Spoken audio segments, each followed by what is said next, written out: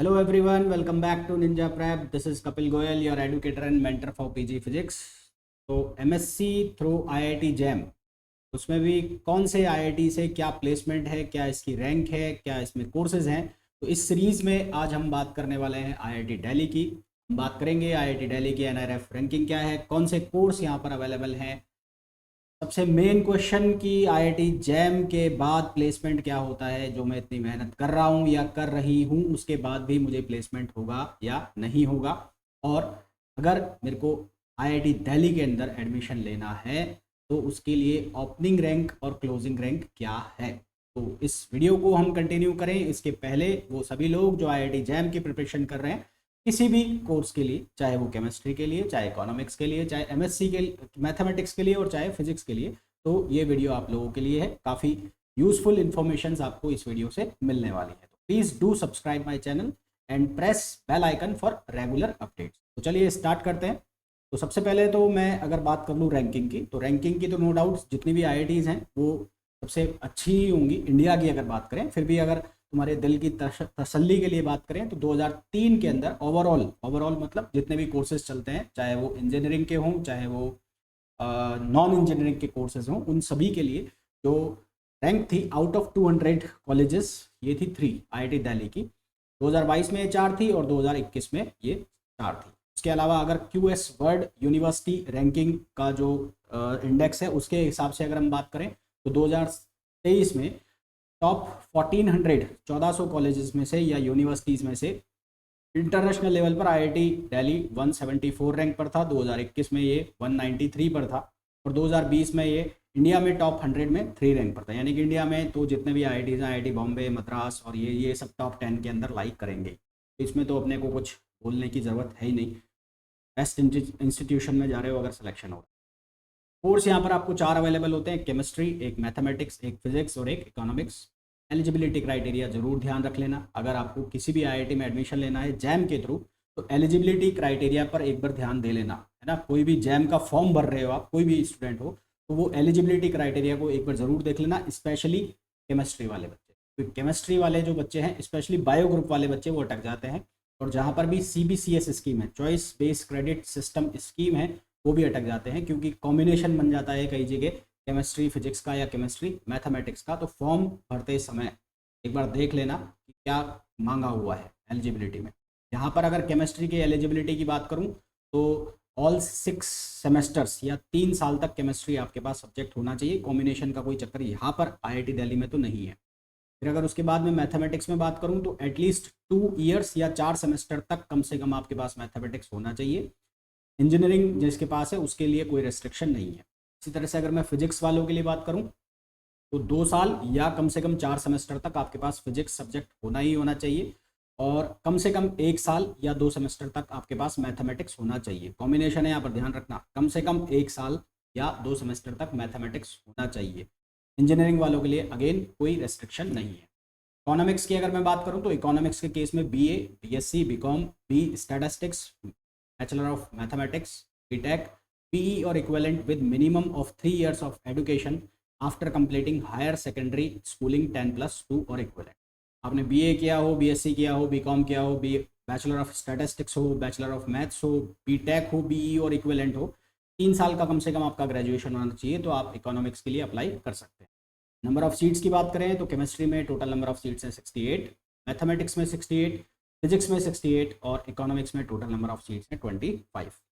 बात कर ली जाती है अगर MSc कोर्स फी की, तो एक सेमेस्टर की जो फीस है ना, एक सेमेस्टर की जो फीस है वो विद हॉस्टल जो आपको लगेगी वो लगेगी 20,500 रुपीज़। ये जनरल और OBC के लिए 20,500 रुपये, SC ST PWD के लिए 15,500 रुपये। ये फर्स्ट सेमेस्टर में की फीस है। फर्स्ट सेमेस्टर में जो आपकी कॉशन मनी है वो भी इंक्लूड होती है, जो कि है 7,500 रुपये।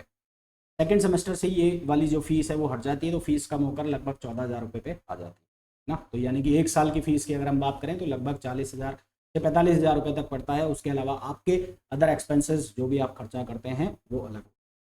बात कर लें अगर प्लेसमेंट्स की, तो IIT दिल्ली में मेनली जो प्लेसमेंट्स होते हैं, ज़्यादा जो प्लेसमेंट्स होते हैं वो मैथमेटिक्स वालों के होते हैं। मैथमेटिक्स का जो प्लेसमेंट रेशो है वो इन कंपैरिजन टू केमिस्ट्री और फिजिक्स के कंपैरिजन में ज़्यादा होता है। इकोनॉमिक्स का यहाँ पर ये 70% का डेटा लिखा हुआ है, पर आई एम नॉट श्योर कि इतना जो यहाँ पर प्लेसमेंट है इकोनॉमिक्स का रहता हो।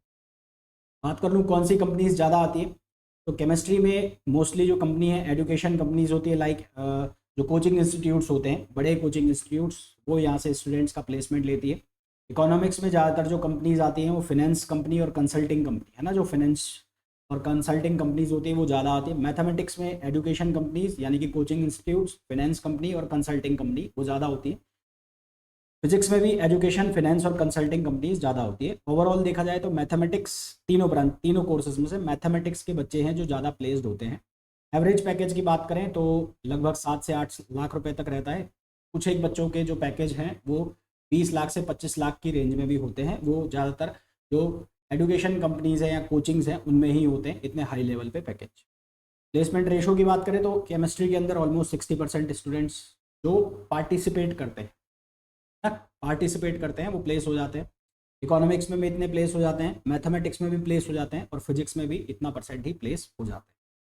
फिर अगर हम बात करें ओपनिंग और क्लोजिंग रैंक जो 2023 की थी, 2023 में जिन्होंने एडमिशन लिया है एमएससी में, तो ये 4th राउंड की जो है ओपनिंग और क्लोजिंग रैंक है। ओपनिंग और क्लोजिंग रैंक मैंने कैटेगरी के हिसाब से यहाँ पर मेंशन की है। तो केमिस्ट्री के अंदर 4th राउंड में ओपनिंग रैंक थी 22, ये तो फिक्स ही है। क्लोजिंग रैंक 115 थी। ईडब्ल्यूएस में 138 और 216 क्लोजिंग रैंक। ओबीसी एनसीएल में 118, 264। एससी के अंदर ओपनिंग रैंक था 152, क्लोजिंग रैंक था 862। एसटी के अंदर ओपनिंग रैंक था 1098 और क्लोजिंग रैंक था 2354। मैथमेटिक्स में जो ओपनिंग रैंक था 27, क्लोजिंग रैंक 164 जनरल में। ईडब्ल्यूएस में 168, 294 ईडब्ल्यूएस में। ओबीसी एनसीएल में 165, 287। एससी के अंदर 808, 1217। एसटी के अंदर 1471, 2635। फिजिक्स की बात करें तो जनरल में 3 और 183 क्लोजिंग रैंक था 4th राउंड तक आते आते। ईडब्ल्यूएस के अंदर 195, 320। ओबीसी एनसीएल में 234 और 538। एससी के अंदर 387 और 1196। एसटी के अंदर 332 और 1296। वहीं इकोनॉमिक्स में बात करें तो इकोनॉमिक्स में जनरल में opening rank 1, closing rank 11। EWS में 14 एंड 60। ओबीसी एनसीएल में 29, 154। एससी के अंदर 39, 423। एसटी के अंदर 326 और 415। ये 4th राउंड ऑफ काउंसलिंग के बाद की जो क्लोजिंग और ओपनिंग रैंक है वो है, ओपनिंग एंड क्लोजिंग रैंक है वो है। तो आई होप आप लोगों को बहुत अच्छे से, जो आप लोग सर्च करते हैं कि मेरे को आईआईटी जैम का फॉर्म भरना चाहिए या फॉर्म फिल करना चाहिए, और अगर फॉर्म फिल करूं तो क्या प्लेसमेंट रेशो रहता है, मेनली जो आपका कंसर्न रहता है कि मेरा प्लेसमेंट होगा कि नहीं होगा, तो प्लेसमेंट के बहुत अच्छे चांसेस होते हैं। तो अगर आप मेहनत करते हैं, आईआईटी जैम में जाते हैं, तो आपकी मेहनत खराब नहीं जाती है, आपके प्लेसमेंट के अच्छे खासे चांसेस होते हैं। तो अगर आप लोग प्रिपरेशन कर रहे हैं आईआईटी जैम 2024 फिजिक्स के लिए, तो आप मेरे जो व्हाट्सएप ग्रुप है और टेलीग्राम ग्रुप है इसे ज्वाइन कर सकते हैं। टेलीग्राम ग्रुप को ज्वाइन करने के लिए आपको टेलीग्राम जो ग्रुप है कपिल गोयल फिजिक्स, ये ग्रुप ज्वाइन कर सकते हैं आप। इसके अलावा आप मुझे व्हाट्सएप पर ज्वाइन करना चाहते हैं तो ये जो नंबर लिखे हुए हैं 8955241577, इस पर आप मुझे व्हाट्सएप कर सकते हैं। आईआईटी जैम फिजिक्स मैं आपको व्हाट्सएप ग्रुप में ऐड कर दूंगा। तो ये था आईआईटी दिल्ली के ऊपर एक रिव्यू जिसमें हमने बात की कि क्या प्लेसमेंट्स है, क्या कोर्स फी है, कितने नंबर ऑफ सीट्स यहाँ पर अवेलेबल है, और उसके अलावा क्या रैंकिंग है कॉलेज की। तो होपफुली ये वीडियो आप लोगों के लिए काफ़ी यूज़फुल रहा होगा। वीडियो को छोड़ने के पहले प्लीज़ वीडियो को लाइक कर दीजिए, चैनल को सब्सक्राइब कर दीजिए और शेयर ज़रूर कर दीजिए।